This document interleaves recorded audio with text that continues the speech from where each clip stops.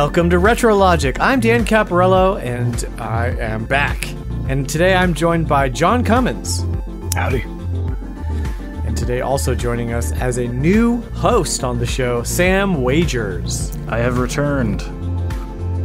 I didn't run away after one episode. Yeah. It's No, not a thank temporary you. thing. Thank you for not running away. I know we've had so many people just come for one episode, then run away. To be fair, they were also guests on the show and not hosts, but still. This week we'll be chatting about Chrono Trigger, The Legend of Zelda Sword Fords, and we've got some community questions to go over. But RetroLogic isn't just a podcast, it's also a retro game store. You can visit retrologic.games to check out our growing inventory of clean, tested, and 100% authentic retro games, plus some merch, a growing stack of merch available to you. The t-shirts are in. They're still $5 off with free shipping in the US. Go check them out because the shirts are very nice. Tri-blend, cotton, fair trade. They're very nice. I like them a lot. I've got some magnets coming. Y'all talked about the magnets last week. They're Sega Genesis controller looking dealies. So keep an eye out for those. And that's it. That's my spiel. How is everyone? We've got a heat wave going on. Right It's now. hot. Yep. Yeah, Heat it's waves hot. hitting me too. It's nasty. I'm ready for it, though. Heat my pool up. Nice. It's very hot in the garage tonight. It is currently 86 degrees, which isn't too bad, but it's also very humid. So That's I bad. might end up opening the door here in a little bit, but I also don't want to invite all the mosquitoes in. So we'll just have to see how that goes. Here in a little bit, they'll carry you off. Yeah, just like zzz.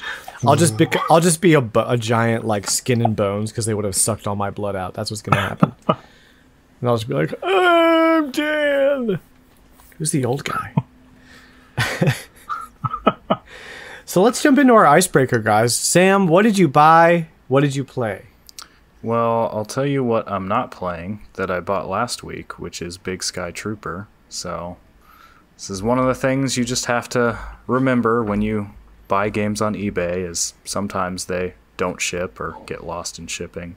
I'm still trying to figure out what happened to it because I never got any confirmation that it had shipped. I never got any tracking number, so I think the seller just kind of ghosted me. So I said, hey, if you can just get me the thing I bought, I still want it. But yeah, I put in through eBay's typical process of, hey, I just never received this item because it was supposed to arrive by Thursday at the latest. So that's kind of a bummer. Yeah. If it eventually shows up, then it's no sweat. If I get my money back, then I'm just mildly inconvenienced. You'll get your money back. eBay takes care of its buyers pretty well. That's yeah, true. for sure. But I did buy several games, quite a haul actually. Let's do it. So yeah, and I was actually looking. If you've ever heard of Terranigma, that's the game I was looking for. It's a game that was never released in North America. It was released in the PAL region. So there's an English translation of it out there. So I was looking for that, and I happened across a lot for $75 of PAL versions of Terranigma, Lufia, Illusion of Time, which we know as Illusion of Gaia, and Legend of Zelda: A Link to the Past, all for $75. The only catch being that, according to the description, these came from Germany. So I am expecting the text will be only all in German. Silver lining to that being that I minored in German in college, and I lived in Germany for 10 weeks. So ich freue mich darauf, diese Videospiele endlich zu haben. Yeah. Sounds like you're prepared. Did not expect that to come out of your mouth just now, and that's awesome. So, but in the PAL regions, wasn't there like significant effort put into like being able to switch languages depending on where you are? They wouldn't just release. It varies by game, right? It varies by game. Some games have an in-game menu where you can select, like you would see these days with modern games. Some games had multiple languages on the cartridge, and they would actually identify by your system which one they would go. But some are locked, and typically anything that has a lot of text, like an RPG, because of space limitations, just has the one language of the region it's sold in. So I don't know the specifics for these games. I couldn't find anything definitive. I'm bracing for the fact everything will be in German. Hopefully they don't arrive and they're all in French, because then there's no hope. Yeah. So how are you getting through? What about like the 50 hertz, 60 hertz? Yeah. So I'll be playing on the Super NT, which really handles that quite well. That has a PAL mode which will slow down just like a PAL system, but if you put a PAL cartridge in and you don't switch to PAL mode, as long as that game was not optimized for 50 hertz, it will work at 60 hertz just fine. Because the reason they're slowed down is actually because they didn't do anything to the cartridge to make it run well at 50 hertz. That was the only way that was basically the sloppy way of making it work on the 50 hertz standard monitors that everyone in Europe had.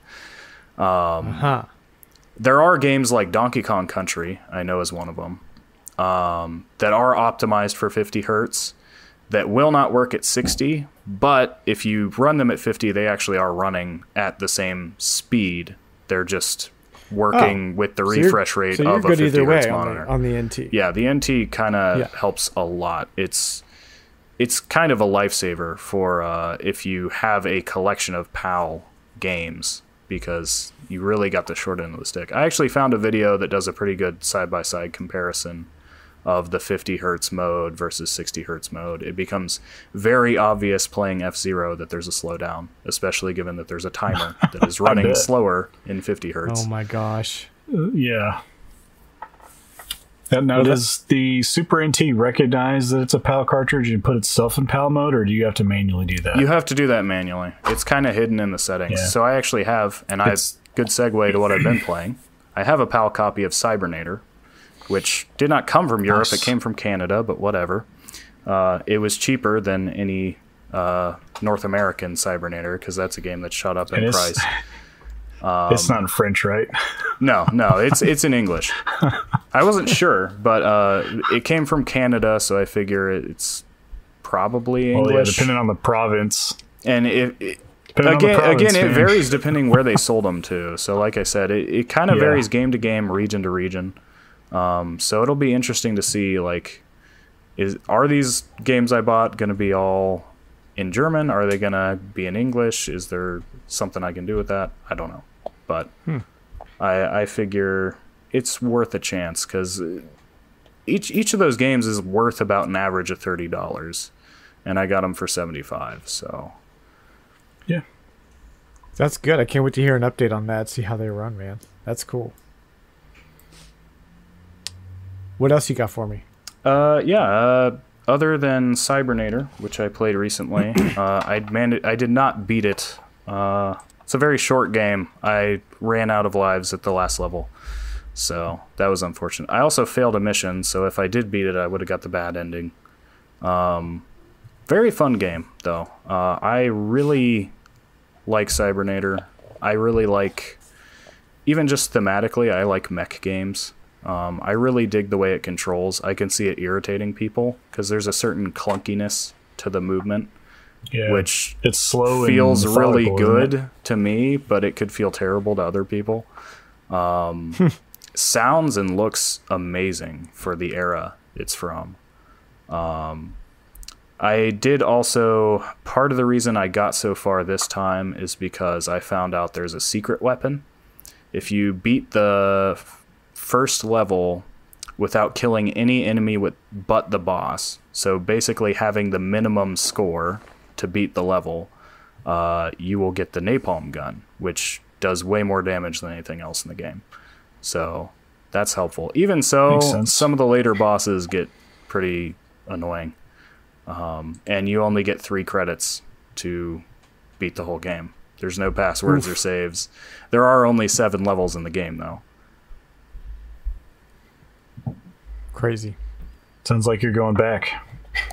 And other than Cybernator, just the same games I was playing last week. So EarthBound on stream, made it to Summers, and I actually finished Donkey Kong 94 last night, which was a load of fun. That is like a must-play Game Boy game. Nice. I love that game, man. That's one of my favorite Game Boy games. I see that you picked up Maneater. Oh, yeah, and my non-retro stuff that I've been playing. I tried out Maneater. I recently got Game Pass once again because I'm not sure if I'm even supposed to qualify, but I managed to get the $1 promo pricing again.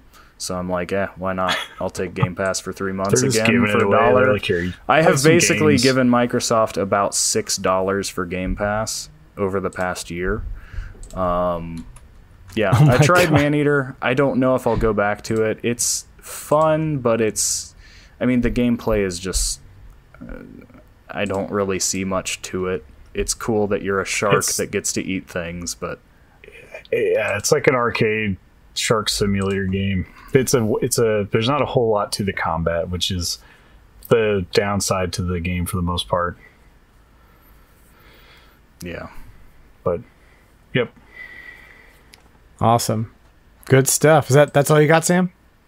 Yeah, I've been playing more Monster Hunter as well. Trying to get to Hunter rank 100, fight that Crimson Glow Valstrax. I actually ran into him. You can encounter him in other quests. He's like super rare, and he showed up, and I was like, dude, let's just fight him now. And nobody else that was on my quest wanted to. So I fought him by myself until I died, and then I joined everyone else.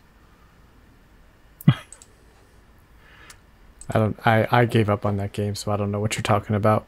But that sounds very impressive. He's basically the monster to beat now. The last patch added a monster that the only guaranteed way to get the quest that he'll always show up on where he's the target is to get to Hunter rank 100, which, for reference, the previous one unlocked at Hunter rank 50. So you're doubling your entire rank. Oh. Yeah, it's a slog. I've actually beaten every quest now. I'm just kind of grinding out rank more than anything. But it's fun. I played with Solo something over on the Nintendo Dad's Discord. It's good to have company for it. Makes those ranks go by faster. Nice, good deal, man. So I'm at about 80 now, and I've got like 20 more ranks to go.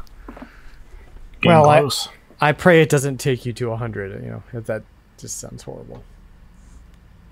But that's it is what it is. John, hit me with it, dude. You got a stack here. Yeah. So, as I mentioned in Discord, over the weekend I did some yard sailing and hit up a particular flea market that I like to do once a month, just to let them get some new stuff in there. And while I was yard sailing, I found a set of 5 Primal Rage dinosaur figures, action figures that were really neat. The guy had just sold the 2 gorillas or yetis or whatever they are. So I almost had a complete set, but I just missed it by like that morning, probably like an hour or so. It's pretty excited about these guys. I loved Primal Rage. I played a lot of it when I was a kid. Love Primal Rage, man. That's so cool. So fun. It's crazy yard sale find, because they're not like easy to find. Yeah, I remember seeing them in stores when I was a kid, but I never had them. I think that was pretty much it on yard sale stuff, game wise. I found some books and things, but I went to this flea market, and first of all, I ran into this wireless. It's like Rock'em Sock'em Robots, but it's Ready to Rumble. You remember that game? Mm-hmm. On the N64 and Dreamcast? Oh, yeah. But it's like Rock'em Sock'em Robots, except for it comes with 2 sets of boxing gloves, and when you throw punches, the guys in their ring throw punches. So it was too obscure for me to pass up. So I picked this thing up. I have yet to try it out, but I plan on opening it up and trying it out. Probably have my son do a match with me. I only imagine this thing takes like 400 batteries, that technology, but it is from 2001. It's kind of shocked me that, it is what it is. And they're pretty hard to find. I haven't seen a whole lot of them. There's like one or two of them floating around on eBay. No, they never pop up. Yeah, mine's fully, I've got the box and everything. Like, it's in the package. Insane. But yeah, planning on tearing into that, try it out soon. Found Super Mario All-Stars, the version that comes with Super Mario World. I didn't have that, so I picked that up. In the same flea market was a 1981 Bandai Packri Monster handheld, which was Bandai's answer to Game & Watch, pretty much. And Packri Monster is basically Pac-Man. It's just a simple handheld that runs off 4 AA's. It has it's almost like a calculator LCD type screen that's backlit. And I sat down over the weekend and played around with it a little bit and finally beat it yesterday. There's 4 levels on that. I put pictures. I'll have to take some better pictures of it on Discord and show it like working. I think that'd be pretty neat so people can see what it looks like. That same guy that was selling that also had a copy of Maze Craze for the Atari 2600, which is my favorite Atari 2600 game. My brother and I would play this like nonstop when we were kids. And I don't even have a 2600 anymore. I think he has both of the ones that we had. I'll have to try to see if I can get one from him if he knows where they're at, to go back and play it, or just find one eventually. The only ones I've seen here lately are the last gen they made, the newer ones. They're like all black with like the rainbow trim. It's like a it's pretty much how Nintendo did, like make a smaller, more cost-effective version of the console later on in the life cycle. But I want the old like 4-switch wood grain Atari 2600. Gotta have the proper one. And that's pretty much what I picked up. As I was saying last week, I was playing Phantasy Star, the first game, the Ages version on Switch, and ended up completing that sometime earlier last week. Not too long after we recorded, I don't think. Maybe the next day. I didn't have a whole lot further to go. It's not a very long game. And I started Phantasy Star 2 and realized very quickly that I don't remember that game being as grindy as it was, but barely got like 2 hours into it, and I couldn't even go through the first dungeon. Like, it was I still needed to grind like another couple hours probably. I looked up the appropriate level and I was nowhere close. So I dropped Phantasy Star 2 and started playing Dragon Quest 1 on the Switch, which was part of the 3-pack that I bought physically, and ended up playing all the way through that one too. So within a week's time, I played 2 of my favorite childhood RPGs from start to finish. And it amazes me that Dragon Quest, or that Phantasy Star, was basically like Sega's answer to Dragon Quest and the original Final Fantasy, and just how much better that game is. And I don't, when I was a kid, I didn't realize it because I played Dragon Quest first, but in North America, Phantasy Star came out before Dragon Quest did, or Dragon Warrior in the United States. So we didn't get Dragon Warrior until 1989, and Phantasy Star came out in 87. So I can only imagine that if you owned both consoles, if you owned a Master System and a NES, you were probably pretty disappointed to get Dragon Warrior after playing Phantasy Star. Especially with that box art, man. Oh, yeah. It's definitely the much better game. Wow. Dragon Warrior will always hold a near and dear. It was the first one I played, and I really enjoyed it. But just going back and playing them now, making that comparison, Phantasy Star is the much better designed and developed game. Is Phantasy Star as easy to get into as Dragon Warrior? Because I know that's one of the reasons people like Dragon Warriors so much, is because it was a very nice introduction to the genre. Yeah. I mean, I played it when I was 5, so. Yes. Phantasy Star is a little bit more, excuse me, a little bit more obscure. Like, I highly recommend yes, it's very obtuse. I would highly recommend the Ages version anywhere you could find it. I know it's on the Switch, but it's also probably on PlayStation and other areas.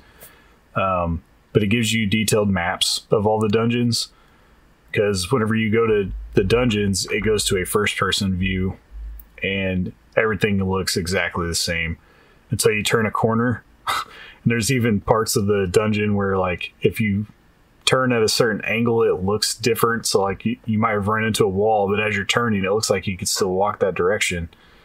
So, excuse me, the maps help out tremendously. And also, there's a menu that you can go to that gives you detailed descriptions of all the items, all the spells, which also greatly helps, because there's a lot of things that are very obscure that you're never going to figure out what they do until you use them several times. So being able to just go into a menu item and say, oh, well, a burger does this, or, you know, I kind of talked about this a little bit last week. The quest items is where really, like, what do I do with cake? You know, there's just random things like that, but it's definitely not as straightforward as Dragon Warrior is. But if you have the Ages version, it's definitely a lot easier to get into, and I would recommend it. But awesome. That aside, definitely play Phantasy Star. Do not play the second one unless you just really want to punish yourself. It's a very difficult game, and there's lots of grinding. Like, I looked up how long to beat on both the games, and Phantasy Star is like a 12-hour game, and Phantasy Star 2 is like almost a 30-hour game. And I think it's just they added grinding that you have to do to get to the next place. Where Phantasy Star was very nicely paced, and like as I was going to places, I was leveling up as needed to complete. You know, it was very well paced compared to what I've played of Phantasy Star 2. I also played Magical Drop 2, which is a puzzle game that's on the SNES app that's included with NSO. And this puzzle game is actually pretty, like, I beat it. It was pretty nice. It's different than anything I've played puzzle-wise. It's just different enough to be refreshing when I played it. It looked a little like Tetris Attack to me, but it definitely is a bit different. Yeah, you can pull orbs in and then re-release them in where you want them at. You know, it's kind of like inverted. Horizontally. Like you're kind of pulling stuff up, or like the bottom of the screen is like your character, and you like pull stuff down and then rearrange it. You're pulling stuff down towards you, and rearrange. The thing that I found the easiest was like trying to pull in because you can pull in as many as you want of the same color, but it takes 3 of the same color to eliminate it. It's similar to any other matching puzzle game like that. So just try to pull in as many of the same colors you can and shoot them all out, and they will disappear no matter where you're at. So I was trying to incorporate that into my strategy the best I could. And I beat it on normal. I think there's 3 more difficulty levels I might try to go back to, but just as a nice, like, it looked interesting. I hopped in. I like puzzle games, so I went ahead and tried it out. It kept my attention long enough to run through it once. It did take me like 2 continues. The last person you fight is pretty difficult, even on just the normal difficulty. But yeah, that's what I've been playing. RPGs. I even started Metopia today, so we'll see how long that lasts. I'm just glad that you've been playing something, because it's been there was a period there where you were like, I didn't have any time this week. It's getting and I mean, I feel man. you there. Like that's kind of where I'm at right now. I'm having to like like make time for games, which is not like, you know, when it becomes a job, it's like less fun. But yeah, so I'm glad that you're finally getting some game time in, man. Yeah, I was gonna ask you, do you know who the lead designer for Phantasy Star was? It's Yuji Naka. Yes. Yeah. Who we're gonna talk about later. We are. Lots of Yuji's design, because Dragon Quest was designed by Yuji Horii. Must have been one of those names in Japan where it's like John, Jeff, Yeah. you know, just a normal, you know, Sam, John, Dan, you know, all the normal names. Yes. Awesome. Good, man. Well, I had an interesting week. I was in Houston for a wedding this weekend, and I had a little bit of spare time after the wedding was out. So I hopped into there were 2 game stores in the area, and I was like, oh, cool. I have time to just like pop over one, pop over to the other, see what's there. And I went to the first one. The first one was a place called Hey Bro Games or whatever. Hey, bro. Yeah, and it's in this like very like probably the most established looking like flea market type thing I've ever seen, where they had like barns with like individual rooms, and the rooms were rented out, and so they were like indoor sections and outdoor sections and all kinds of stuff like that. And you guys know me. I try to stay positive, and I try to not just like bash stuff or whatever. But if I have a pet peeve in life, it is poorly run retro game stores, because it's personal to me. You know, I don't want people to think that retro game stores are dirty and like gross and nobody helps you and the guys there are like jerks or whatever. I don't want people to think that. And unfortunately, Hey Bro does not help the cause, because they're just, as soon as I saw this one thing that they were doing, and I was like, this is so bizarre. None of the games were priced. You looked in the case, no price on nothing. You had to get somebody to come over and be like, what's the price on that game and that game and that game and that game and that game? It took forever, instead of just like, just show me the freaking prices. But it wasn't that they weren't priced. It was that they put the prices on the back of the cartridge for some reason. Like they want you to have to talk to someone to get the prices of the games. Why? On what planet does that like help anybody? Yeah, I feel like I'm wasting their time and they're wasting mine. Yeah. It's like, and it didn't help that the person helping me just was super disinterested in being alive or helping me at all. It was just like, oh, this one, okay. Oh, this one. Like, just, if I have to talk to you, then could like just like have a conversation or just be a normal person or whatever. I was not a fan. And the icing on the cake at this place is that if you buy a system, you have to buy 3 games with it. And that was when I left. Somebody was buying a PSP, and they were like, okay, like you have to buy 3 games. And they were like, what? What if I just want the system? They're like, well, we only sell it to you if you buy 3 games. And then I left. I was like, I'm not buying anything here. That's such a like scammy, weird thing to do. So I'll take Madden and Madden and Madden. And I would expect though, most of the time, if somebody buys a system, they're gonna buy games anyway. And you could or present just like treat them well, and they'll come back. You could present it as like, oh, if you want to buy some games with it, we'll give you a discount. And then it's like, oh, that's a good thing. Well, was it posted anywhere that you had to buy 3 games? I don't know. They just tell you afterwards. Yeah, I didn't look that closely at it. It's like some GameStop level stuff. Hey, you can get this, but you have to buy our bundles. It is, man. And it's like, just like, if you want to sell stuff, then sell stuff and have good customer service and don't be scammy about it. So that place did not leave me with a good impression. I was really upset. And so I left. I went to this other place that was nearby called, I want to get the name right, Rare in Classic Video Games. And I went in there, and it was just one guy.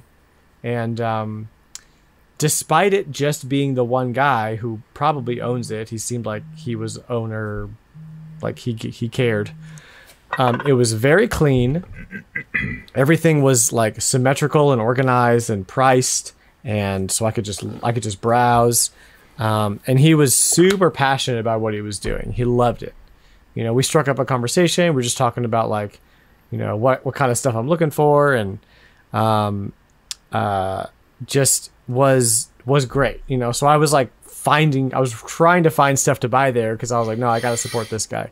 And he had some really rare stuff in there, like boxed to like Mega Man X3 and stuff like that. Just like in his case, he had like Nintendo powers framed on the wall. Like he had some really, really just, you know, it wasn't like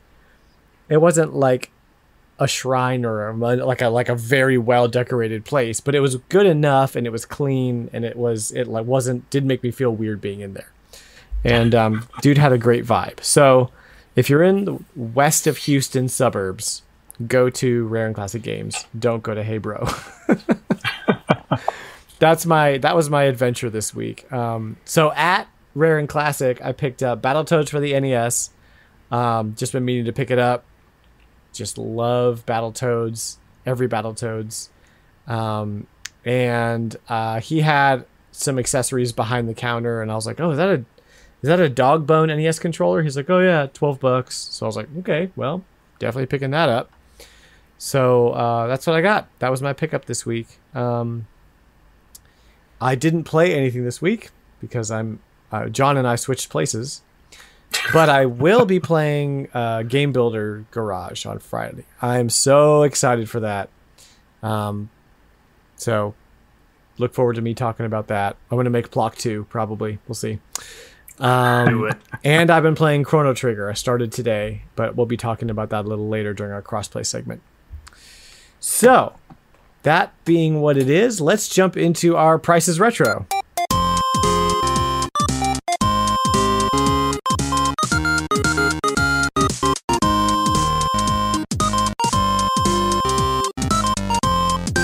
So, if this is your first time playing Prices Retro with us, I'm going to tell you how it goes, how we play. I'm going to give you a list of games. It's going to be 3 to 4 games, and you have to guess what the current value of these games are based on PriceCharting.com's current evaluation as of today. What the total is. You're going to guess what the total is. And then we're all going to give our lists, and whichever one of us gets the closest when we total everything together wins just amazing accolades from the universe, from the Discord, from Twitter, just poured on them. And I keep trying to beat John so we can keep the tiebreaker going. But I'm not going so hot lately. You can probably beat me. Yeah, I'll just, I feel good about that. But if I don't beat Sam, then it's like, wow, what am I even doing? So you can play along with us. Just keep track of your score, and you can tell us whether you beat us or you didn't. You can do that. You can follow me on Twitter at RetroLogic Games and tell me. So, I'm going to do my list first, just because I never get to go first. And here we are. It's my show, because I can. I'm back. So I feel like I have to assert my authority in this, show.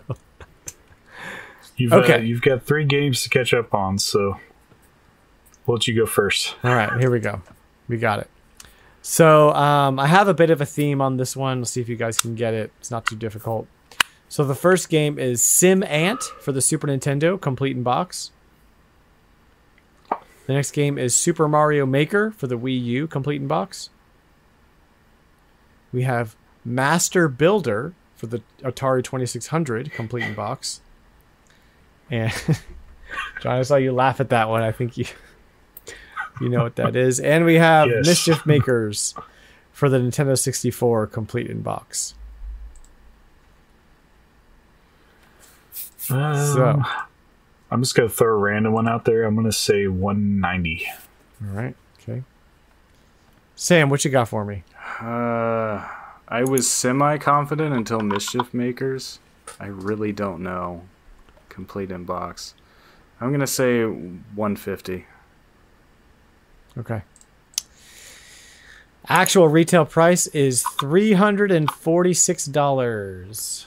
Dang, I did this last time too. Yeah, we've got Sim Ant for the Super Nintendo coming in at $66 complete. Mario Maker for the Wii U, a whopping $13. Yeah, I need Master Builder for the Atari 2600, $113 complete in box. Oh wow! I figured 2600 that was going to be dirt cheap. I thought $20. Tops. Well, the cartridge itself was $55. Oh wow, So that's a high dollar one. That one's been going up too. Don't know why. And then Mischief Maker for the N64, we've got $152. So that one costs more than your whole guess, Sam. Yep. Yeah. I figured it was going to, but I you threw me for a loop last week, and I can't seem to stay. I decided to be a little tricky this time. I was one round behind. I was gone for a week. I had to throw some curveballs in there. Oh yeah, I think I've broken people with my last one because the total was only like $40 or something like that. I want to know what the deal is with Master Builder and why it's so pricey now. I'm gonna have to look that up because it didn't used to be. But Atari is kind of weird like that. Atari's like PlayStation. It's like 99% cheap garbage, and then just there's 5 games. I hadn't looked up $20. Mischief Makers, but it fits the profile of a game that would be really expensive now. Yeah, it's not too expensive for just the cartridge, like $40, But any of that stuff that came in cardboard now, that's even remotely popular. Pretty tough price wise. All right, John, hit me with it. All right, so my list also has a theme, and I'll tell you why. Oh, y'all didn't guess my theme. Did you get my theme? Building things. Builders. Just build stuff, building, making, whatever. Mischief Makers didn't really fit that, but it has the word maker in it. So grab, shake, throw. You can probably build something that way. Right? Yeah. Shake. All right, go ahead, John. Yeah, so I've got a theme that I'll talk about afterwards. But first game is Advance Wars for the Game Boy Advance Complete. Hold up. Advance Wars for the Game Boy Advance Complete. Okay. I already broke Dan. Fire Emblem for the Game Boy Advance Complete. Shut up with your Game Boy Advance Complete. WarioWare Mega Micro Games for the Game Boy Advance Complete. Okay. And last but not least, Famicom Wars for the Famicom Complete.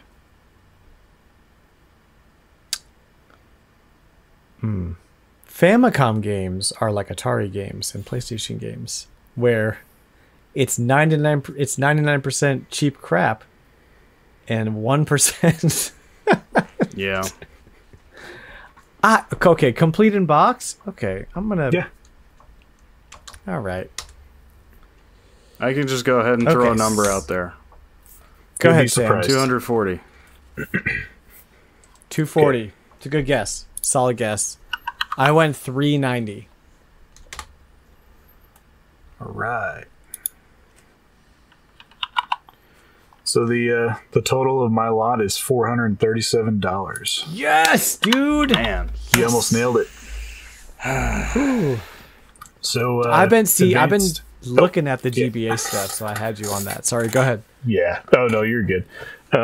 Advance Wars for the Game Boy Advance Complete's $105. Fire Emblem for the Game Boy Advance Complete is $230. Whoa. 230. Yeah. WarioWare Mega Micro Games for the Game Boy Advance Complete is $87. And Famicom Wars for the Famicom Complete is $15. Okay. Aha.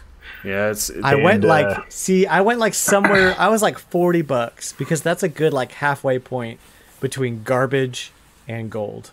You know what I mean? Yeah. Because I had no idea. The theme is turn-based strategy games. Intelligent Systems. Intelligent Systems games. That's right. That's it. Yeah. All of them. The Intelligent Systems did the first WarioWare. Yeah, I forgot WarioWare. Yeah. Oh, yeah. And I chose this theme because I purchased a copy of Famicom Wars for the Famicom. There you go. It hasn't made it yet, but I want to try that one out. They should do Fire Emblem NES package like they did, but nobody cares about Advance Wars, so why would they do that? I care. The Super Me too. Famicom Wars is the one that's harder to find. I haven't been able to find a copy yet.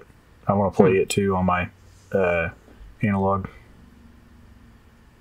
They just need Advanced Wars Collection. It's just all of them. Let's just do it. Let's do it. Yeah, Nintendo. and they need Come on. that for They get Japan $100. too, because apparently they didn't release all the games in Japan that came out over here. Yeah, So we were weird. talking about that on Discord. The first Advance Wars And the on last. GBA and Days of Ruin. On The first DS. one that did get released, Or just later. kinda. Yeah. Well, it kinda got released. It was a Club Nintendo exclusive. That's right. So And I weird. think it came to eShop. Maybe. It's probably on the Virtual Console. Yeah.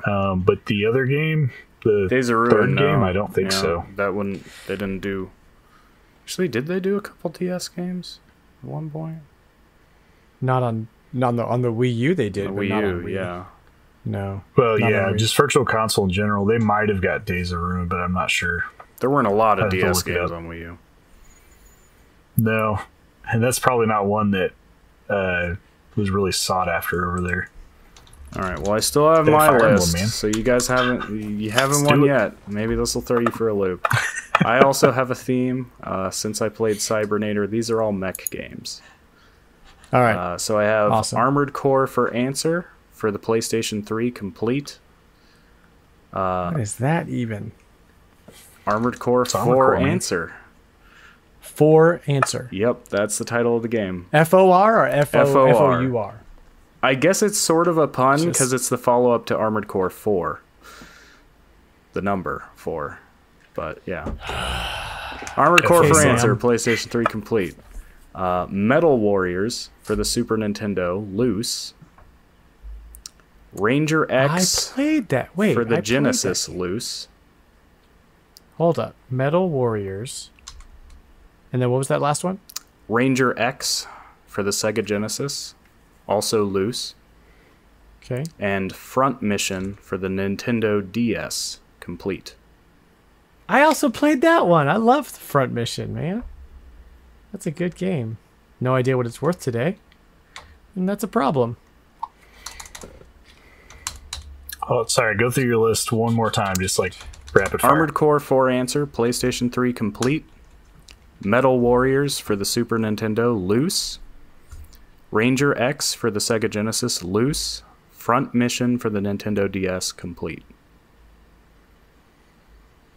All right. Okay. I'm gonna go 280. Ooh. Okay. I'm going to go 110. Well, Metal Warriors alone, loose, is worth $310.18. Oh, Mother- shoot.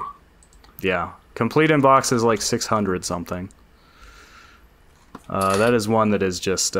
interestingly enough, it is a game that is pretty much considered a follow-up to Cybernator. They were different development teams. They were both Konami published. Play very similarly. But yeah, it's apparently just worth a ton today. Evidently, one thing it adds that Cybernator doesn't have, it has a 2-player versus mode, which sounds really cool. So now I want to play it, but it's way too expensive. I totally played this game.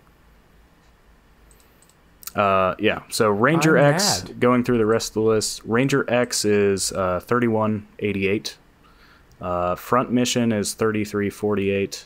And Armored Core for Answer is $42.57. Really high for the Armored Core games. Most of the rest of those are really cheap. Yeah. So the total comes to Especially- $418.11. Well, I messed up. I missed it. Ha Cray cray. I was doing so well, too. And yet, here we are. Oh, have- the tables have turned. This game is hard, The man. turntables. So we were all very, very close to each other. Sam kind of tipped everything back into keeping us together.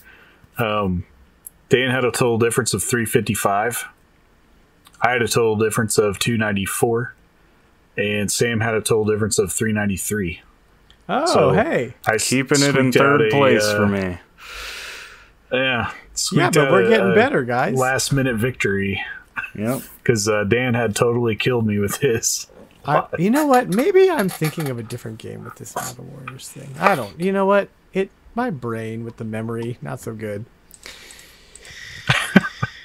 Crazy. There's only so many thousands of games. But guys, true. But we weren't that far apart from each other, and that makes you feel good. Yeah. Well, if you at home beat my score, which is very possible, because whatever, at me on Twitter at RetroLogic Games and tell me, and I'll give you a high five GIF. That's what you get. That's your prize. And I know you want those high five GIFs, so come get me. We've got a couple topics to talk about this week, you guys. First off, we're going to jump into our crossplay game, which we've got a community crossplay game going on right now, that being Chrono Trigger, because I've never played it. John, have you played it? Yes. Sam, have you played it? I have. Yeah, so I'm just the weird one here who, for some reason, just have been putting it off. Are you guys replaying it with me? Yes. Yeah, I think we're all at about the same point in the game right now. Yeah, pretty close. Yeah, awesome. So you guys, tell me your, when did you first play the game? What was your first experience with it? Sam, when did you first play Chrono Trigger? You hear me say this a lot, Wii Virtual Console. I didn't have a whole lot of RPGs on the Super Nintendo, so a lot of those games I'd heard about, I didn't really have a chance to play until the Wii Virtual Console. So yeah, that along with Final Fantasy VI and Final Fantasy IV, all around the same time. And how did you hear about it, or it was just already infamous by that time? Yeah, it was pretty famous. I mean, by the time of the Wii, I was around. I had the internet. I would see what games people thought were the best games ever, and Chrono Trigger is one of those. You know what else I realized? Two you mentioned are the best two. Yeah. You know what else I realized? I've been using the word infamous wrong. Been using it wrong my whole life. I think we've already went over that, didn't we? I think we have, and I don't know that I'm going to stop, but I just want to let everybody know who already is trying to correct me that I know that infamous means bad, but words can change. To be fair, evolve. English makes no sense. Inflammable actually means the same thing as flammable. Yeah, and infamous usually means the best bad guy. Like he's the most bad guy. Yeah, and so, good and bad is subjective anyway. He's good at being bad. Who's to say? Exactly. So John, your story of Chrono Trigger, when did you play it? How did you hear about it? So I think I've told this a million times already, but I've passed up on Chrono Trigger brand new in a bargain bin at Walmart before when I was a kid. So I did not play it on the Super Nintendo. I had no idea what it was. My first experience playing it was probably early 2000s on emulation. Just the game was already pretty high dollar by then, so I didn't have the money to buy it. And I don't even think I played it. I didn't have a computer that had an emulator, and I think I played it at a buddy's house while I was hanging out there once. I didn't get very far, just played a little bit of it. So my first real playthrough of this game would have been when it released on the DS. I bought a copy, played through it, left it in my car, and had somebody steal it out of my car. So I had to repurchase it here recently. Dumb, so dumb. I know. It's just how it goes, man. Hey, at least somebody got to play Chrono Trigger that really wanted to play it, I guess. Or they hawked it for drugs or something. I don't know, but I might have. I'd like to think because I bought mine off eBay, so you could. I'll check. I hope for the former. Yeah. So Chrono Trigger is kind of one of those things where, if you're in the retro collecting gaming world, you just know what it is. It's been sort of this famous expensive cartridge for a long time. When I got a job at a retro game store in 2007, 2006, 2007. And back then it was like, it was crazy expensive back then. Oh yeah. And like no other Super Nintendo games were. I mean, that really wasn't a thing. It was that and EarthBound still that were like super sought after and very, very Harvest expensive. Moon. Mega Man X3. Yeah. I mean, there was only a few couples. Yeah. That broke $100 back then. And it just kept going up and up and up and up. These days, the cartridge is around 200, and a complete in box is like 800, 900, 1,000, maybe probably. If it's not graded. Yeah, right. And then the DS version only very recently started to climb. I got mine for, I want to say like $20 a year ago, a little more than a year ago, off of eBay, cartridge only, no case, because I just wanted to play it. And now the loose price is like $75 for the DS version. Somebody on Discord mentioned that this was available to buy off of the Square website, like, I don't know, like 16 or 17. Like you could still buy it. And it was like retail price. Oh, that must have been like that might have been as recent as a year ago when I got mine, because it wasn't nobody. Yeah, Square it wasn't that big Square of a deal. sells a lot of like still brand new, very old. Like they still sell like PS2 games on their website.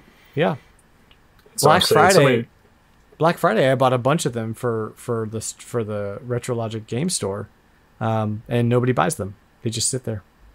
I give them away because it might have been Ebicel that said that they purchased theirs from Square Enix store not too long ago. it's pretty insane. It is, So, because it's over $100 now for yeah, and like so in-box anyway, copy. like it's like so many people when you talk about Chrono Trigger are just in love with Chrono Trigger. They're like, oh, it's so good, the story and everything, and it was just one of those things that I never got around to. And it's about time for me, I guess, after my experience with Super Metroid, I'm like, what other amazing games are so famous that everybody loves them that I've been ignoring? So like you said, Sam, I think we're all at about the same place. We're going to get slightly spoilery here. But this is like first hour of the game stuff, so it's not that big a deal.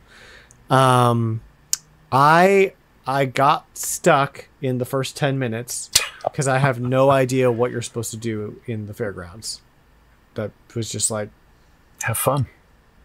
yeah, like I was like, cool. It's I all got tutorial type stuff in the I fairgrounds. guess, but like I got some silver coins and whatever, and I was like, do I exchange these for gold? I guess not. It is interesting Like, that the game lets you just wander around that whole first continent if you want to. Yeah, and like then there's the caveman band, and Yeah. I got stuck. I felt like I like broke the game because I was dancing and I couldn't stop dancing.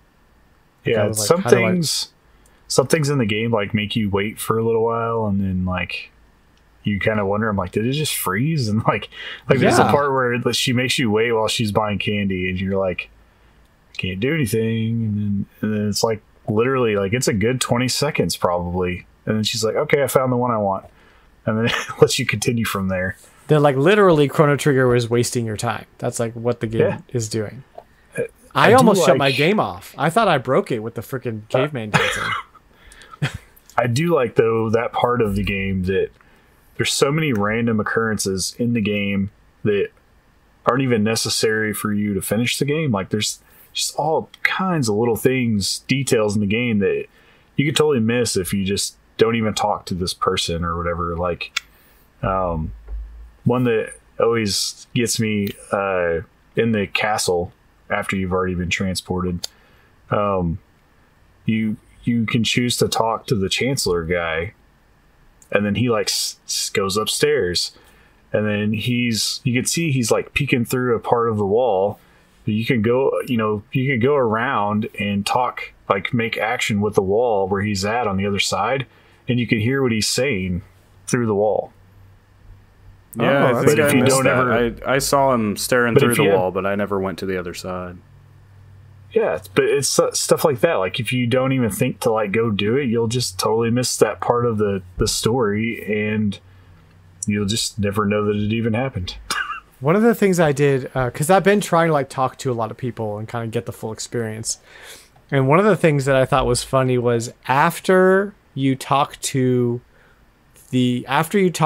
Marie, and she's already pretending to be the queen, and then she disappears, because time is starting to like catch up with the fact that her great grandmother's dying. You leave the room, and the maids are outside. They're just hanging out. And if you talk to the maids, they're like, "You guys didn't do anything like naughty in there, did you?" And you can say like yes or no, and then you get some funny dialogue depending on what you say. And I was like, man, that's really funny, because you could totally walk by that and never see that interaction. And I said, "Oh yeah, we did some naughty stuff."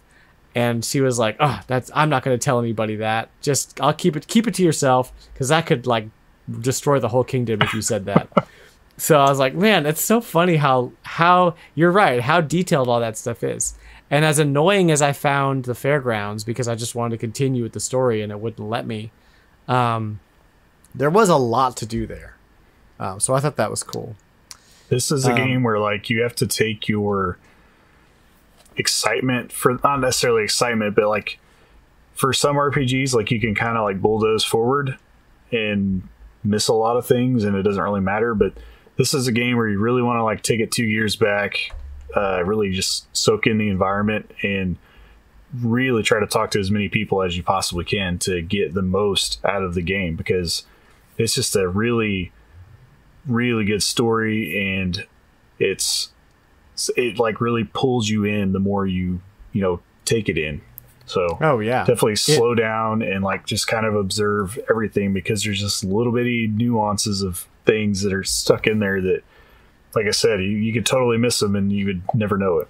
At the same time, since a lot of that is skippable, like you don't really have to do much at the fair the first time you visit it. Like the game actually, I think, does a very good job of getting you right into the action fairly quickly. Oh, yeah.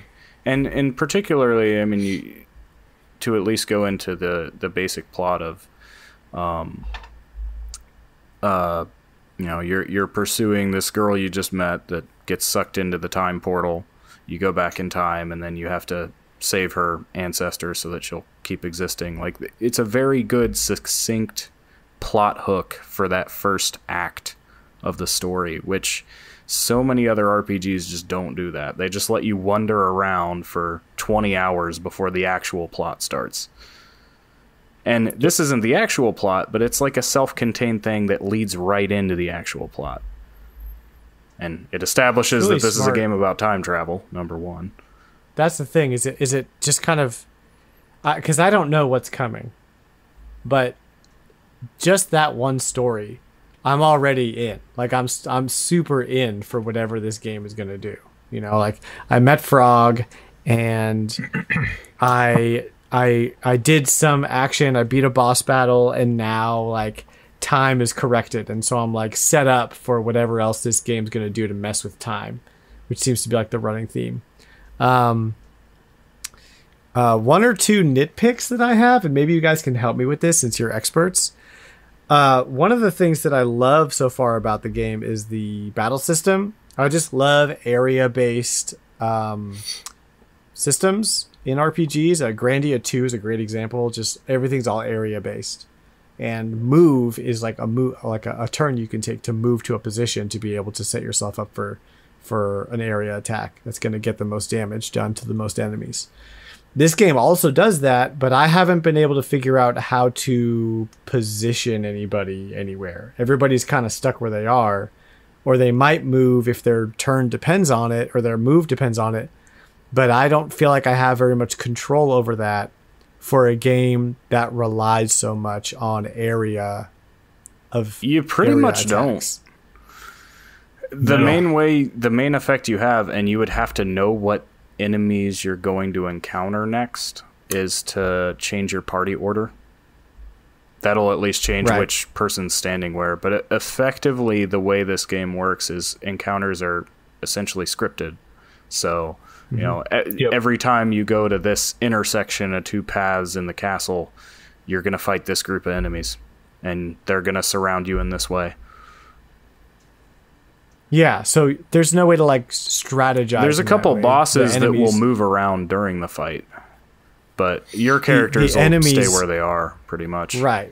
And, Yep. but the so your area of effect attacks are dependent on where the enemies. Yeah, move. it's pretty much. So it's Each encounter, Yeah. you want to think about, okay, these guys are all really close to this guy, so can I hit them all? Or these guys are lined up this way. exactly. So like, I feel like I want to be able to have more control over what my strategy is, because another thing that I appreciate, ironically, is that this game's pretty easy so far. Like, I haven't had to do any grinding, and I, just breeze through the first boss with almost no trouble.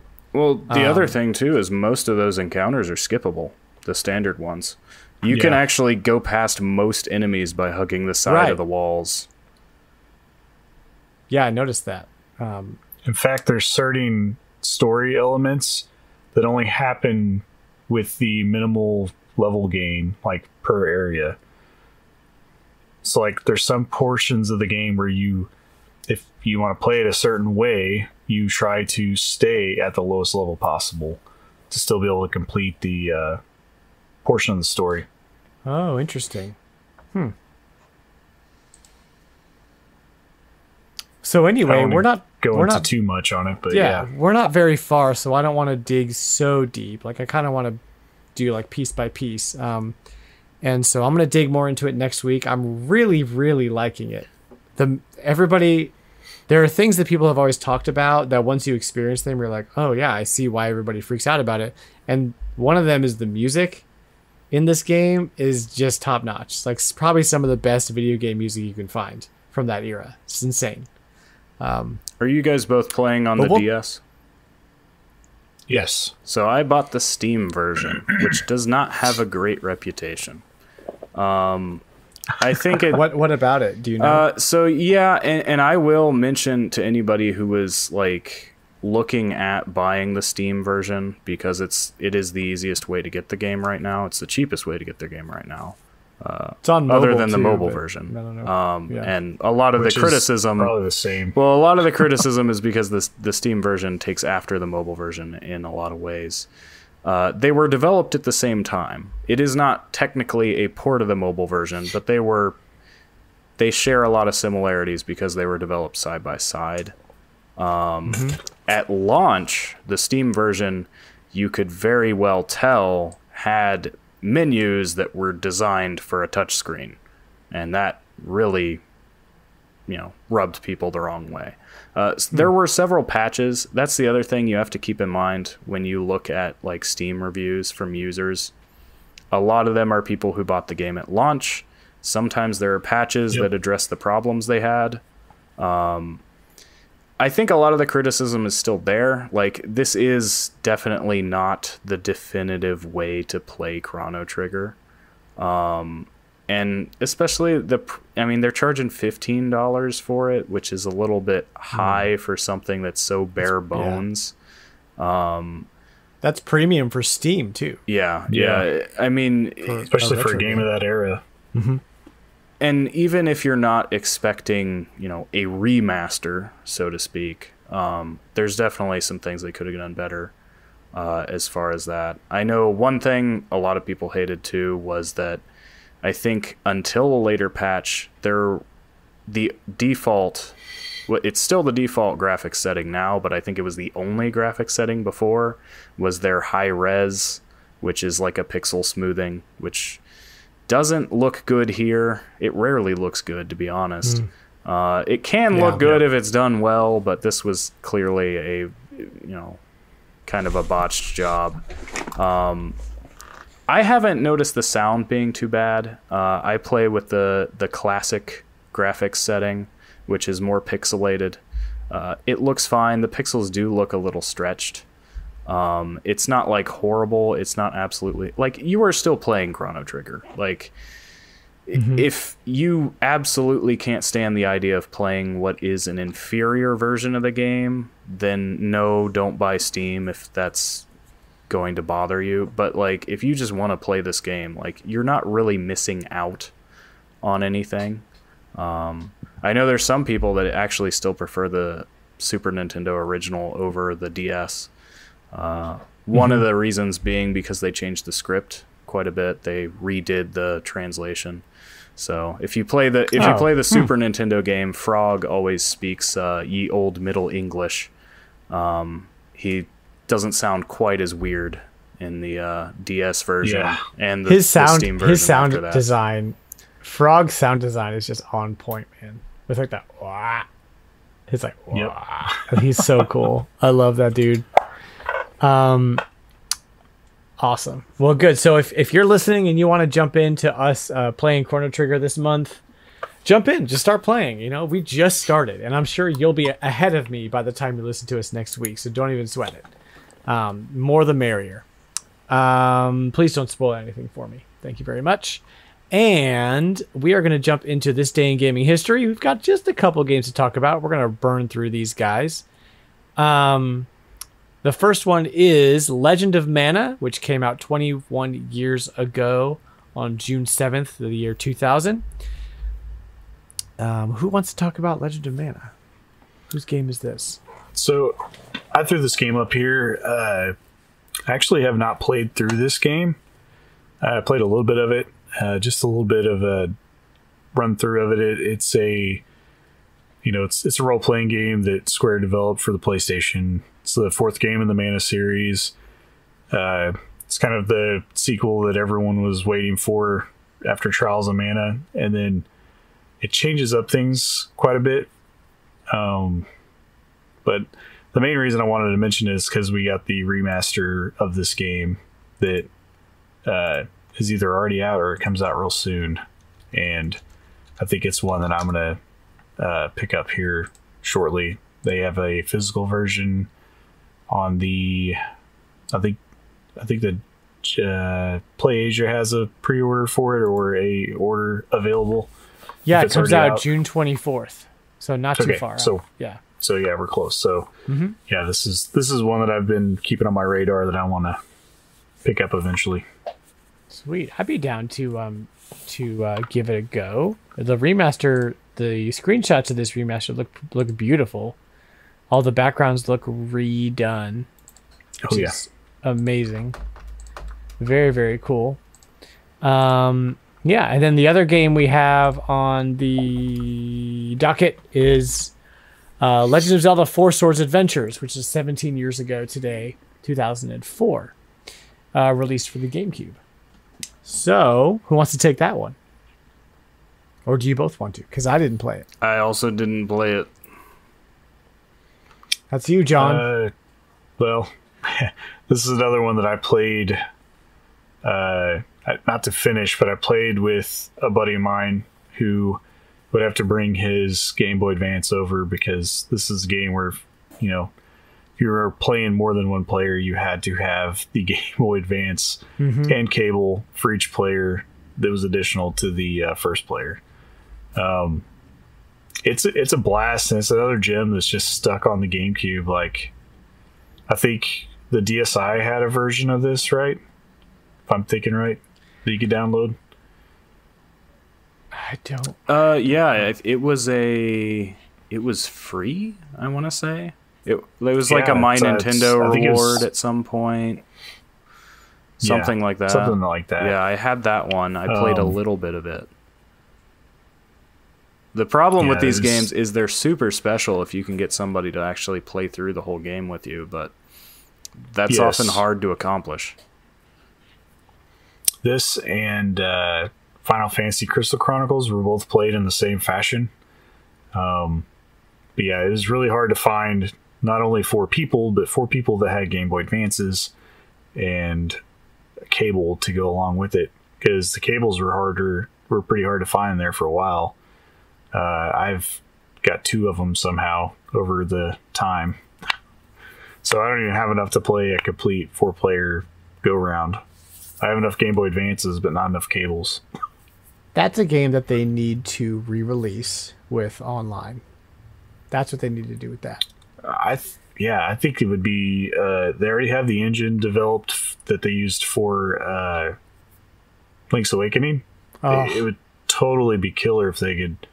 Of course, that game struggled one player on Switch hardware. I can only imagine if you were trying to run 4 different characters on that, it would probably be pretty tough. But such a weird... Why did that... I feel like it should. Using that engine would be awesome. When that Switch Pro comes out, never. Then they'll do it. Mm-hmm. Yes. Well, or make it to where it's online only, not local, co-op. They're not going to do that. I mean, they might. They do that with Splatoon, but I just... They sold us cardboard, man. At this point, I don't ever say anything. Never say never table. about Nintendo. Yeah. Yes. Exactly. Awesome. Well, good. So that was this day in gaming history. We're going to jump into a little bit of news before we hit our break and talk about some community stuff. So our first bit of news we're going to talk about is Yuji Naka leaving Square Enix in April following Balan Wonderworld's failure. So this only came to light pretty recently, and I don't know why. Like, was this news back in April? Do y'all remember this being news in April? I don't remember. Like, this is I just don't a recent remember story hearing about popped up. Yuji Naka at all. I mean, I remember Balan Wonderworld coming out and not doing so great. I mean, that was a foregone conclusion by the time it came out. Once people played the demo, it was like, oh. I didn't even know he was directing it. I did know he was directing it, yeah. Yeah, that came out pretty early in the development. It was specifically like a big reunion for him and one of the other big names that worked on Nights into Dreams. And you can feel a lot of that same energy coming from Balan Wonderworld, at least in the style of it. Man. I'm just so Yuji Naka, famously the creator, the one of the directors of Sonic the Hedgehog and Phantasy Star and Nights into Dreams, and one of my favorite cult classics on the Wii U, which is Rodea. Rodea the Sky Soldier. Thank you. Yeah, Samba de Amigo. Yeah, Rodea the Sky Soldier on the Wii U, which you should go snag that while it's cheap. He's kind of a legend, and this would just be a really sad way for him to just go out on something that was basically critically and overall panned. It has its fans. Balan Wonderworld does.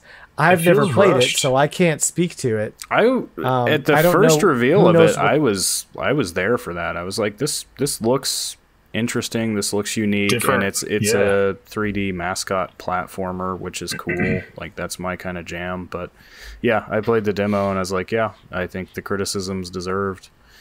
It really reminds me a bit, and he didn't go the Kickstarter route, but we've seen a lot of like big names in the industry try to strike out on their own unsuccessfully. I think of Inafune and Mighty Number 9.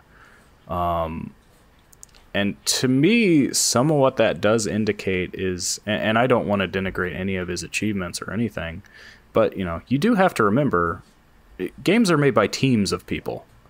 Especially modern games, one person can't do it all. And I think the idea, even in film, I think the idea of auteur directors is a little off base, because it's the same thing there. Takes a lot of people to make a good movie. I think even That's more true. So in games. Well,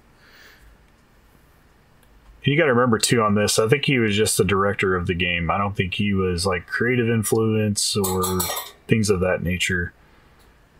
I could be wrong, but I remember reading he was the lead director of the game. But like I said, this game kind of felt like it was rushed. Like, we didn't hear anything about it. They show it off a month later we get a demo, and then it was, just almost out like within 6 months of hearing of it. And there are hints that there was definitely some internal friction. I believe something in the statement he said was something along the lines of, maybe someday I'll be able to tell you about it.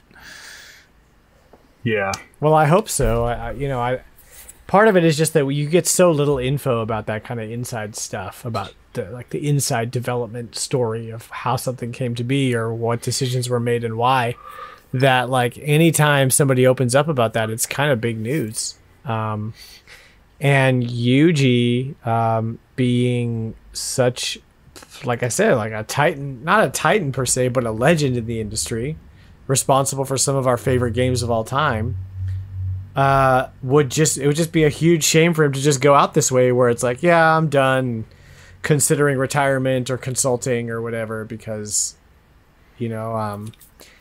he deserves better, and I think he deserves to have his ideas fully realized, because he's no slouch. Well, and I mean, this game is super ambitious. If you're not R&D 1 developing a Mario game that's 3D, or the Odyssey team, it's hard to carve out your own space in today's gaming world as a 3D platformer. Like a Ukulele, it came from the same type of situation. It was a huge pedigree. It was guys that developed Banjo-Kazooie, and it's like, well, this is their freedom to put their own take on this game, and it was really hard to play that game. Like, I didn't make it very far before I put it down. Ditto. The 2D side-scrolling game was a lot better, but that just goes to show you how much more difficult it is to go 3D platformer. Exactly. I'm no game developer, and I wasn't there when they developed the game, so I can't speak to it. But you got to look at those two games and say, like, okay, one of these things is easier to make than the other one. Yeah. Yep. So I don't know. I wanted to bring that up because Yuji Naka is just, he's done some games that I love, and it's real sad to see it going down like this. Yeah. You hope that he at least finds a way to maybe not have that be the note he ends his career on. Right. And then, Sam, we want to chat a little bit about these lost secrets that have been revealed. Talking about inside information about game development. More. You actually, before we do that, you were recently on the All In Nintendo podcast talking about EarthBound with our buddy Seth, who is which is a great podcast. You should go check it out. It's really, really fun to listen to those guys. And that was really cool to listen to you on there, because you have quite a history with EarthBound. Yep. Another awesome game I've never played. Yep, that's one of the games I was fortunate enough to pick up way before it was highly valued. But I wanted to just put a plug in there for All In. If you're down for some Nintendo content, that you could, they're a great podcast. Yep. And they highlight a lot of indie games too that are worth checking out. Totally. So, Lost Secrets of EarthBound. Lay it on me, Sam. What's going on with that? Yeah, so a employee who was the primary person working on the translation of EarthBound for the English audience found an old floppy disk that just has barely legible marker written on it, says EarthBound message file. And he deleted the file on it, but turned it over to the Video Game History Foundation. They were able to restore the data, actually, because even though it had been deleted, hardly any, save for a tiny TXT file, nothing else had been written onto the disk. So when a disk is wiped, until something's written over it, or if you go through the effort of actually truly wiping a disk, that there will be traces of that information there that can be restored. So that's what happened in this case. They were able to uncover a lot of in-development script, basically, detailing primarily dialogue text in the game. some stuff that reveals things that would have been changed, even hints at game mechanics, like being able to buy junk by the ton to fix into different inventions instead of the broken items that came in later, which is a lot simpler, which is probably why they did that.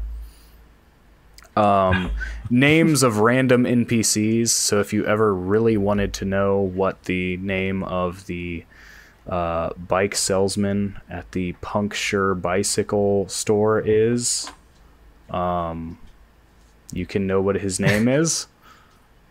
Some very specific information. Yeah, it's highly detailed stuff. You pretty much have to be a hardcore EarthBound nerd to appreciate it. But yeah, it's always interesting when, because I mean, there's already a 400-page book about the localization of this game, and somehow that didn't cover all the information that could be uncovered about it. Incredible. Awesome. Thank you for that coverage, Sam. That's really cool. I just love when stuff like that gets uncovered. It's the same as like development stories. Just sometimes stuff just gets lost to time. So I love that. And then releasing this week as the only game that we're going to chat about releasing this week is the Ninja Gaiden Master Collection, coming out on Thursday, June 10th for PS4, Xbox One, Switch, and PC. Anybody picking that guy up? No, I'm debating it. I don't need to. Like, I have too much to play as it is, but this is another one. The only way to get the physical is to pre-order a Japanese or Asian copy of it. It's the only place that's getting physical.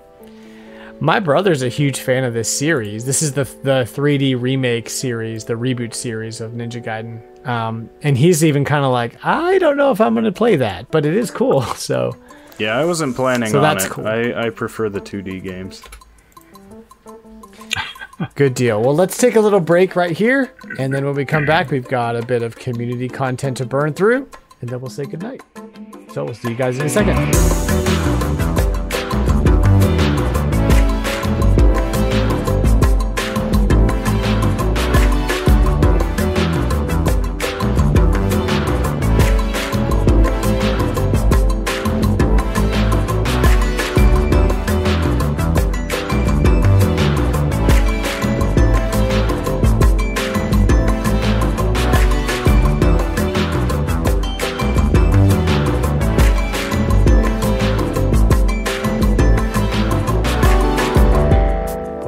Thanks for sticking with us.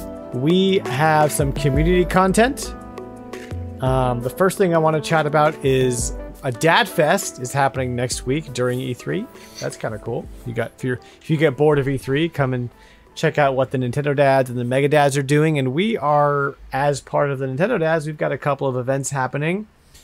First off, our Monday night usual podcast recording time is going to be live on Twitch. So if you want to hang out with us on Twitch while we record our podcast, that'll happen 9 or 9:30. I'll get you guys the actual time. I think it's going to be 9:30 p.m. Central Standard Time, our normal start time, on the RetroLogic Twitch channel. And then the next day at 9 p.m. Central Standard Time, I'll be hosting a 35th anniversary of Metroid live panel, which is going to be really cool. We've got John, you're going to be there. Yep. Logan from the Reformed Gamer podcast is going to be there, and Nintendo Dad Tim Off is going to be there. All Metroid super fans. Marty's not invited because he doesn't like 3D Metroid, but you're invited. So come on by the RetroLogic Twitch channel at 9 p.m. next Tuesday. And come chat with us about Metroid. It's the 35th anniversary. It deserves to be accoladed. Accoladed? Is that a word? I don't know. Don't quote me on that one. So, Retro Rewind game is coming soon. So make sure that you are keeping an ear out on the Discords for that. And jumping into our community content, we've got a couple of questions here. The first one comes to us from Infinite Blue over on Discord. He says, question for you guys. What's a game that had RNG, aka random number generators, greatly affect your experience with a game? for better or for worse. And then he answers, he says, RNG has been on my mind a lot lately, as I recently finished 100%ing Pokemon Stadium 2. There were countless instances of my strategy that would have completely shut down the CPU opponents, only to be foiled by a convenient strike of bad luck that gave the CPU a cheesy win. On the flip side, that same RNG was erroneously satisfying at times when it went my way, giving me fighting chance to use the underpowered rental Pokemon. There were a couple of times in the Challenge Cups where the timely, critical, or miss was the only way to even reach a winnable state. I also mentioned Pokemon in this discussion because that game is just RNG from top to bottom. From a regular battle to the Safari Zone, to random encounters, to catching Pokemon. It is frustrating and satisfying. I love Pokemon, but like slightly less RNG in that game could be nothing but good. That's just my 2 It was cents. worse in the early games because of the ways the ways sleep was handled and the ways accuracy lowering was calculated. And I just I love the early games. I'm still in the middle of a fresh playthrough of Blue on original hardware, and I love them. But they are incredibly frustrating for that reason. Like, the games don't have to be that long, but you just get random stuff that happens that throws you off. We've got Flightsy in the Discord saying, for my Kirby's Dream Land Let's Play, yes, I know I won't shut up about it, for the 1 Vitality, 1 Life run, trying to beat Kabula was practically up to RNG. She fires so fast, it's impossible to consciously predict. So I had to rely on muscle memory built up over the months of luck, and I'd say that affected my experience. And then, so what about you guys? RNG affecting your gameplay experience one way or the other? So the one this immediately brought to mind for me was XCOM, the recent remake, Enemy Unknown, as well as XCOM 2 on PC. And that's an interesting one because I played a couple years ago on Iron Man mode, which is something I want to bring up because it's a very important option to feature in games that are heavy on random chance. So in games like this, what Iron Man mode typically means is that you have one save file, and at the end of every turn or every so often, it will overwrite itself.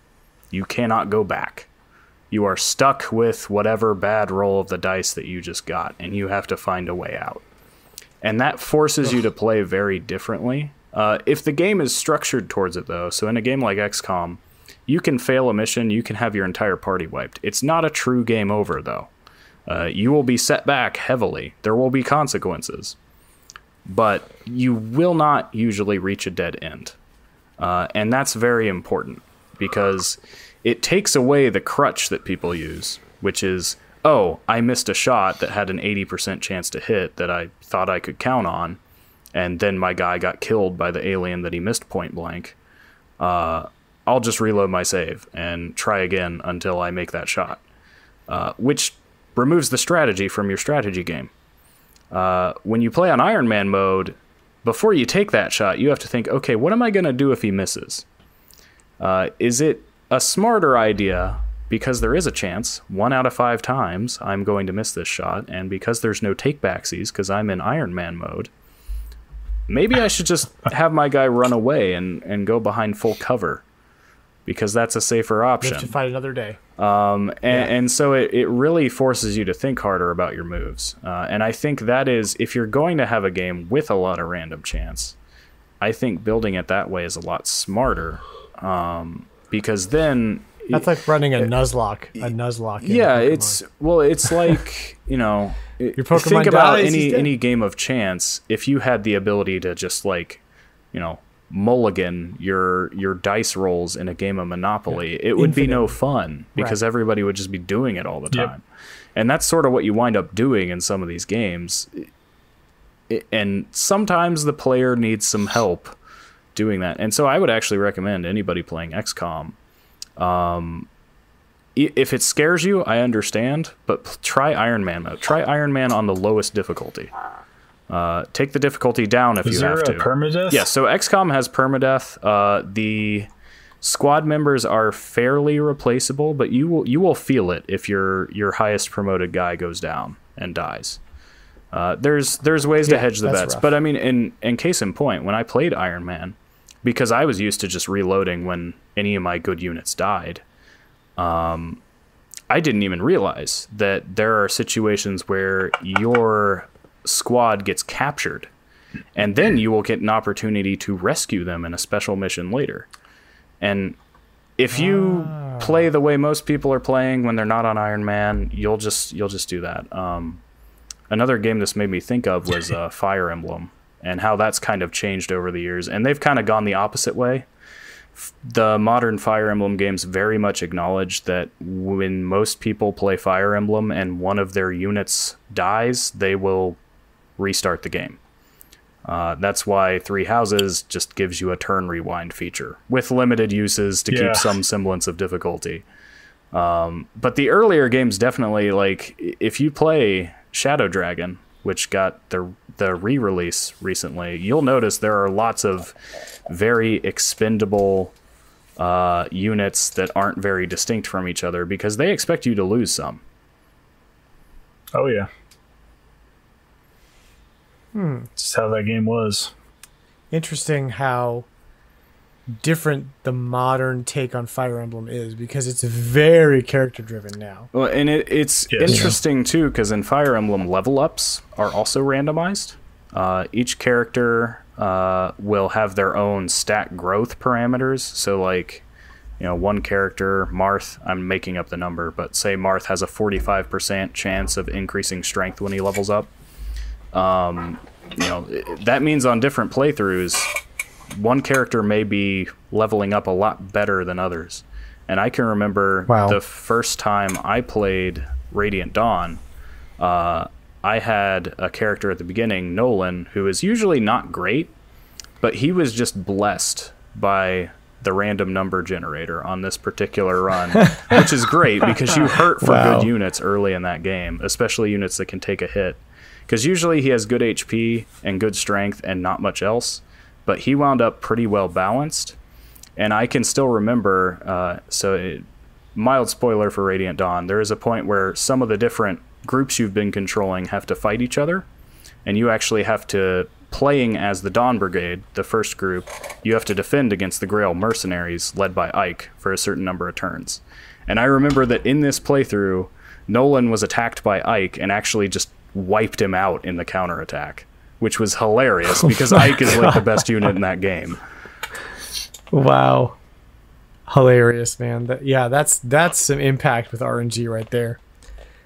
What about you, John? Does this bring anything up for you, RNG in video games? Yeah, just today when I was playing Dragon Quest. Everything from the Silver Slimes roll, they run on the first contact, or like they'll stick around just long enough for you to think you're going to kill them and then run. Like, you never know how long they're going to stay. To the, fighting the Dragon Lord and him putting you to sleep on the first turn and just completely wiping you because you don't wake up. So horrible. I had it happen a couple times where I'd have to restart my save and try again. Insane. Yeah, that's another game that's like, RPGs especially kind of rely on RNG as a mechanic to balance things, which can be kind of frustrating, but it makes sense. I was trying to beat it at a fairly low level, so I could only take 3-4 hits max. The very first time I went up to him, he put me to sleep on the first turn and just cleaned my clock. Crazy. Didn't even have a chance to attack. Awesome. Good, guys. Well, we've got one more question here from the community. We've got Hambone Johnny coming in with the question. If it hasn't already been asked, what are some of your favorite continue screens? Street Fighter 2 with the character's face all pummeled in comes to mind for me. And then we have some suggestions here. Solo something in the Discord says, that one comes to mind as well. And Kid Icarus running across the sky ridge thing and shooting up at your score. We've got 16-bit Nomad, who comes in with the Final Fight series is pretty good. Dynamite, Water, and Spikes. I don't think I've seen that The one. I think it's the first final fight. It has like the fuse of the dynamite, and like your character Cody or Guy is like strapped to a chair, and they're trying to blow out the fuse as the timer goes down. Oh, okay. Because they're gonna blow up. If you don't put another quarter in. And it's all different ways that they're The going to arcade games were good at that because they had to convince you, look, you're doomed unless you put another quarter in. And then Spider Shan comes at us with a good one. Does one for Zelda 2 count? It was more the laugh than anything else. And that's the one where it's a big red screen with Ganon on it. It says "Game Over, Return of Ganon," and then you get the deep Ganon laugh at the end there. Yeah, the first thing I think of is one of the Area 51 games that I played at the movie theater all the time. Would have like the aliens like trying to claw through steel plates while it's counting down the from 10, it's counting down waiting for you to put more quarters in. Any of the fighting games are all had good continuous screens. Killer Instinct, that's good. Donkey Kong Country comes to mind just because it's so vivid in my head. You see Diddy and Donkey just like beat to a pulp and band-aids everywhere, and they're like, game over. And you just like, man, I feel for these guys. Yeah, brutal. Yeah, it's more game over than could continue. I wish I could remember the continue screen for Earthworm Jim. But what I do remember is the death animations in that game are just the best. There's like the suit exploding and the worm flying out. Just flying out, yeah. I know for Earthworm Jim 2, it's a pretty simple screen. It's like a yes or no, and you like shoot the yes or the no. And if you shoot no, then his suit just electrocutes him and he dies. Fries him. Totally, yeah. You know what else is really good is we should also have a discussion another time about Sega Genesis title screen animations. Because like for a period of time there, every game, whenever the Sega logo came up, had some funny interaction with the characters on screen. Might have to like go through and see some of those and come up with some good ones to talk about because those are genius. Earthworm Jim definitely comes to mind with that one, with the accordion. And Queen Slug for a Butt. Awesome. Slug for a Butt? Queen, hideous, pulsating, festering, pus-filled, malformed slug for a butt. Something along those lines. Yeah. Slug for a butt for sure. Than it. Yep. Good. Well, I'm glad I got that right at least. And then we're going to wrap things up here in just a minute. But first, Sam, since this is the first time that I'm getting to hang out with you as a host of the RetroLogic podcast, I've just got a couple questions for you just to get people to know you a little bit so that they know what are we working with here with Sam. So first thing that I want to know, Sam, is what got you into retro gaming? If that's something you can answer, because sometimes you just kind of, it just keeps coming, and then now you're into retro gaming. It's a little tough because I'm the youngest in my family, so like I can't remember getting a Super Nintendo. It was just always there. And I remember getting the N64, but I'm pretty sure we kept playing Super Nintendo well after that. Like, so at that point, was I a retro gamer? I don't know. But the more vivid thing that occurs to me is around the age of like 12 to 15, those last few summers before I was old enough to have a job or a driver's license or really have much to do.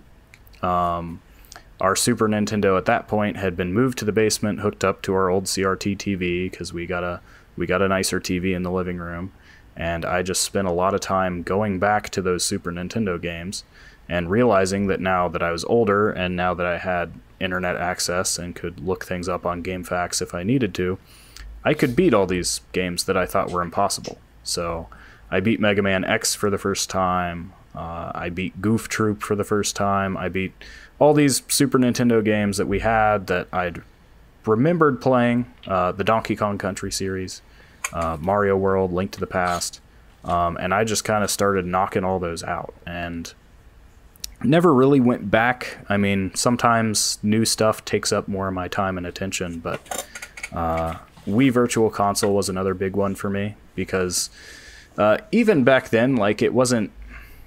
I I didn't have a lot of money. As I said, I was not old enough to have a job. So, even a $50 Super Nintendo cartridge was kind of out of the question for me.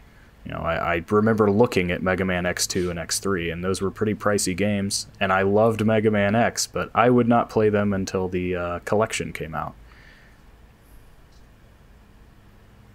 Awesome. Good. And so these days, though, you have a taste for the weird, for the obscure, for the games that maybe nobody's ever heard of before. What do you think the source of that is for you? Well, I mentioned too, being the youngest in my family, having brothers. I think that broadened my taste because they definitely picked out games I would not have picked out. Especially the middle child, Luke, my older brother. He's the one that introduced me to Harvest Moon. That's never a game I would have picked out on my own. And even he definitely liked some weirder stuff. He got me into some of the grand strategy games on PC I play, like Crusader Kings, as well as just off-the-wall super weird stuff like Tulip on the PlayStation 2. He loved that game, even though I don't think he ever played it. He just loved looking at it. And I think it's sort of that hipster impulse of like being in on something that not everybody knows about. I liked this band before they totally were get cool. that. Like I like Odama now, and Plock, and all those things, and a lot of it too is it's a lot of what I experienced playing Super Nintendo in that era.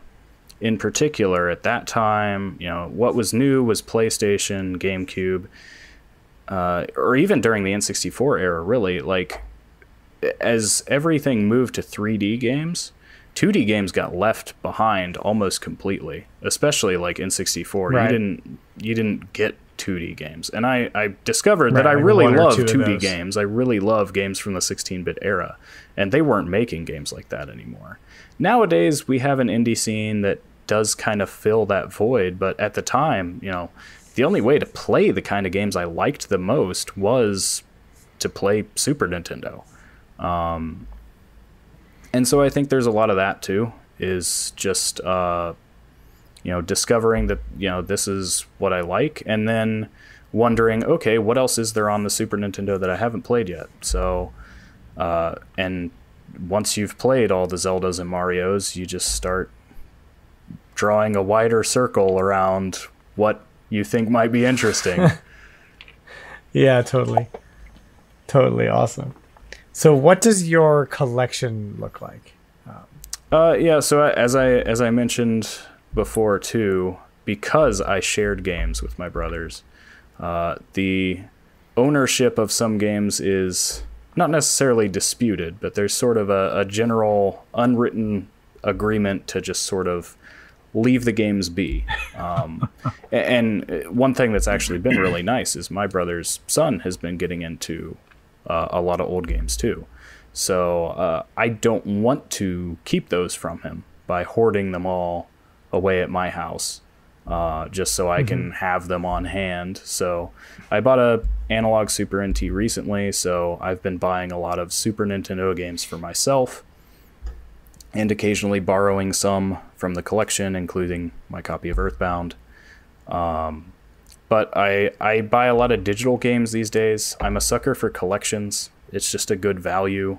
I don't mind that. I'm not a big box and manual guy. The box and manual is nice to have, but you'll notice I constantly undervalue those complete in-box games on Prices Retro because I think people are crazy for paying that much for a piece of cardboard. But so right now the systems I have on hand are my Nintendo handhelds, pretty much the entire line. I actually don't have my Game Boy Pocket, but I can play those on my Game Boy Advance, so it's fine. My Switch, the analog Super NT. I actually have a PlayStation 2 as well, which gets me PlayStation 2 and 1 games. I was looking to try to get a backwards compatible PS3, but it's not worth it. 2 and 1 is really what interests me more.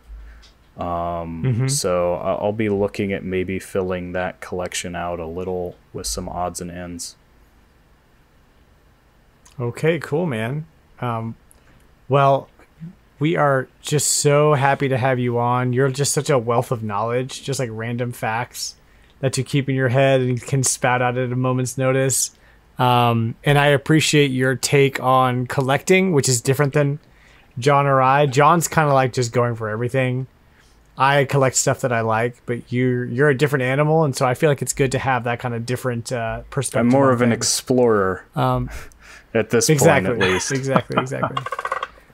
So I appreciate that, and yeah, thanks for saying yes, because you're a great addition, and we appreciate you. Yeah. Welcome aboard. Yeah. Well, I think that's all we've got for today, guys. So we're gonna go ahead and mosey on out of here and let the listener get back to their life, not listen to us babble on about Plock anymore. So thanks for listening to RetroLogic Podcast. We are proudly part of the Nintendo Dads family of podcasts. I'm getting lazy with the enunciation now. If you like what you hear, check me out on Twitter and on Instagram at RetroLogic Games. You're also welcome to jump into our friendly and 100% non-toxic Discord community. The link to that is in my Twitter bio. And you can find everything RetroLogic at the website retrologic.games. So, thank you guys for listening, and we will see y'all next week.